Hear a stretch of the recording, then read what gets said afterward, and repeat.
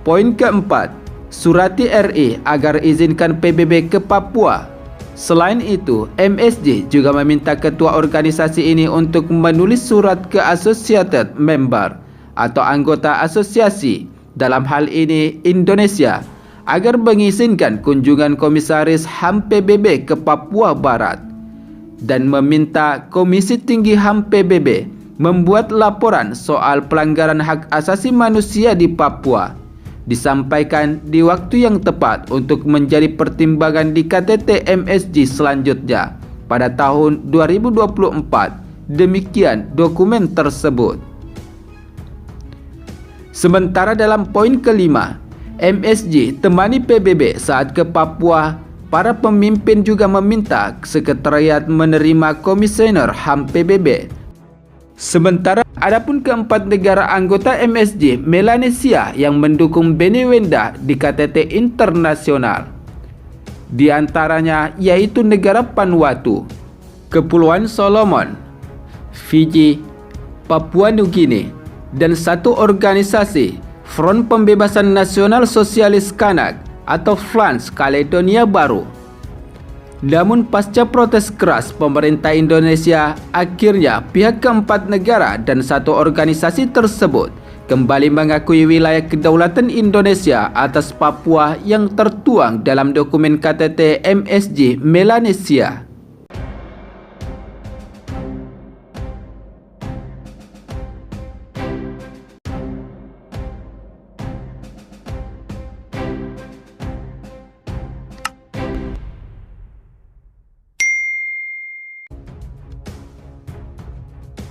Setelah sempat membuat hubungan Indonesia dengan negara anggota MSG Melanesia di KTT Internasional Vanuatu, yang membuat pemerintah Indonesia geram dan protes keras terhadap 4 negara dan satu organisasi MSG Melanesia yang mendukung Beni Wenda berpidato di KTT Internasional terkait HAM Papua yang ingin menjatuhkan nama Indonesia di kancah internasional.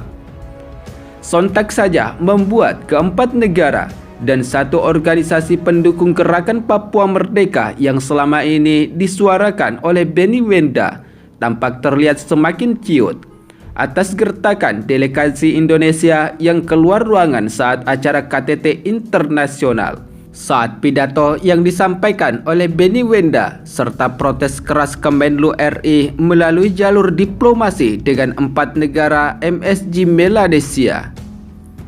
Ciutnya keempat negara dan satu organisasi pendukung gerakan Papua Merdeka yang disuarakan oleh Beni Wenda terlihat jelas. Sebab sebelumnya salah satu dari keempat negara yang mendukung gerakan kemerdekaan Papua, yaitu Perdana Menteri Fiji, sempat mengatakan akan terus mendukung Beni Wenda yang menyuarakan kemerdekaan untuk Papua Barat. Namun berujung pada pengakuan mereka terhadap wilayah kedaulatan Indonesia atas Papua pasca protes keras pemerintah Indonesia.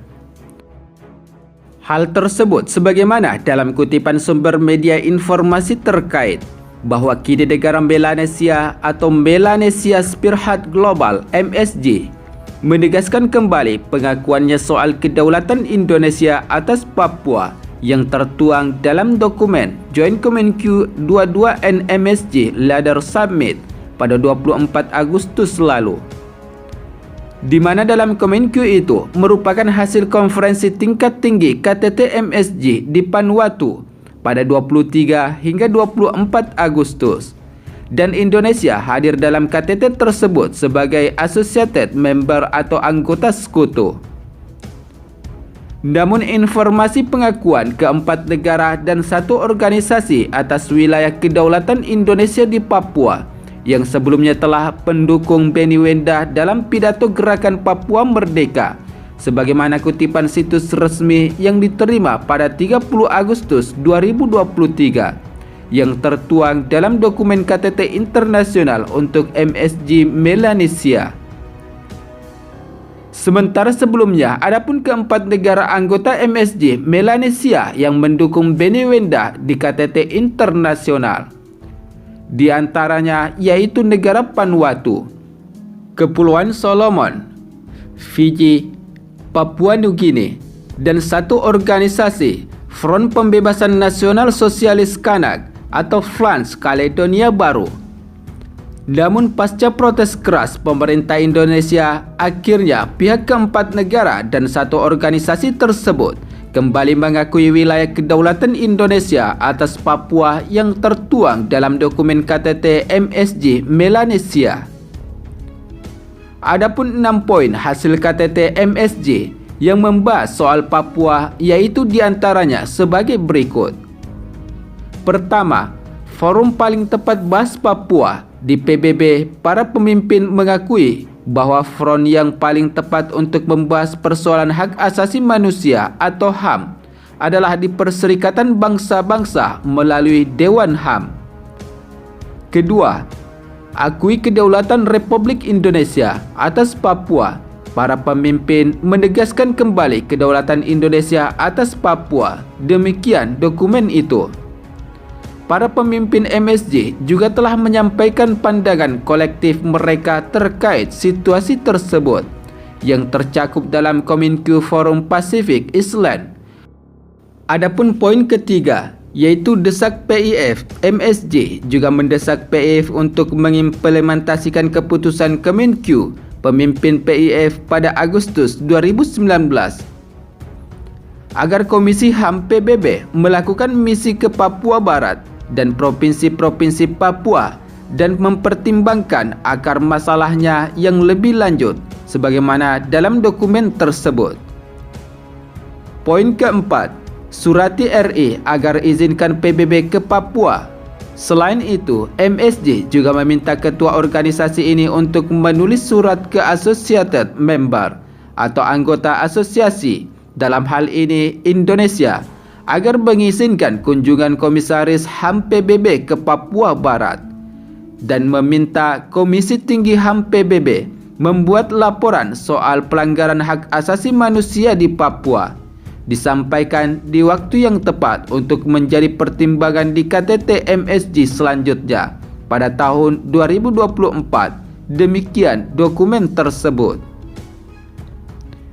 Sementara dalam poin kelima, MSG temani PBB saat ke Papua, para pemimpin juga meminta sekretariat menerima komisioner HAM PBB saat berkunjung ke Papua dan membuat laporan mengenai perkembangan sosial ekonomi yang konstruktif di Papua Barat dan wilayah Papua yang disampaikan untuk mempertimbangkan di KTT MSG pada tahun 2024 mendatang. Sementara adapun poin ke-6, bangun dialog bahas Papua, para pemimpin MSG juga meminta sekretariat membangun pengetahuan dialog melalui pemerintah Indonesia selama pertemuan tingkat tinggi atau SOM, di mana pemangku kepentingan terkait bisa diundang untuk mengatasi isu-isu yang berkaitan dengan perkembangan di wilayah Papua. Sementara pihak Indonesia yang menanggapi isi dalam dokumen pernyataan tersebut, Direktur Jenderal Asia Pasifik, Kementerian Luar Negeri Indonesia, Abdul Qadir Jailani, kemudian menyambut baik. Kami menyambut baik Kominke ini karena menegaskan kembali kedaulatan Indonesia di Papua, ujar Abdul Qadir yang dimuat dalam situs resmi media informasi terkait.